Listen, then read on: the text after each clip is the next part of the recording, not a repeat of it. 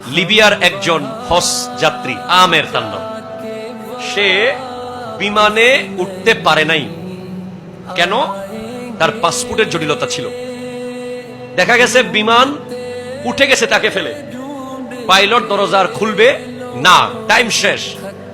কিন্তু বিমান মাঝ আকাশে গিয়ে দেখতেছে ট্রাবল শুরু হয়ে গেছে, বিমানের মধ্যে গোলযোগ শুরু হয়ে গেছে, ইমার্জেন্সি ল্যান্ড করাইতে হইছে বিমানের সমস্যার কারণে।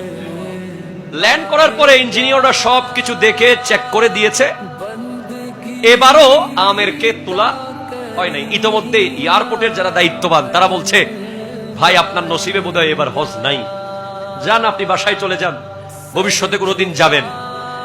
তিনি বলতেছেন, না, আমার বিশ্বাস যে আল্লাহ আমাকে মক্কাতুল মুকাররমা কাবাঘর তাওয়াফ করাবে, আমার বিশ্বাস আমি নবীজির রওজায় জিয়ারত করতে পারবো।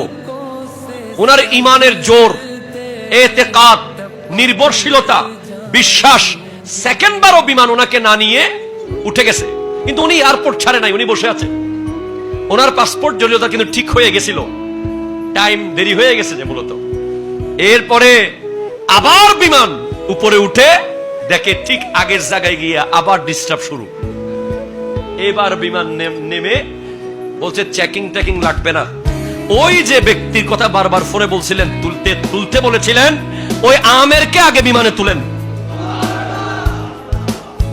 সাথে সাথে এয়ারপোর্ট কর্তৃপক্ষ ওই হাজিকে যখন বিমানে তুললো, আলহামদুলিল্লাহ ওই বিমান সরাসরি জেদ্দা এয়ারপোর্টে গিয়ে নেমে গেছে।